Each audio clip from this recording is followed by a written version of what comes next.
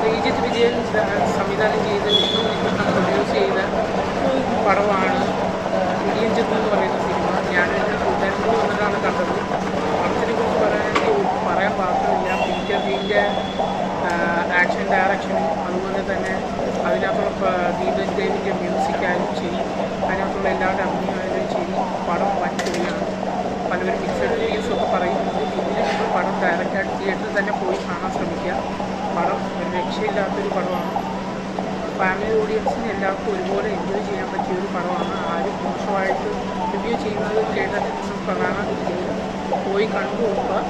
അത്രയും നല്ലൊരു പടമായതുകൊണ്ടാണ് ഞാൻ റിവ്യൂ ചെയ്യണമെന്ന് വിചാരിച്ചത്.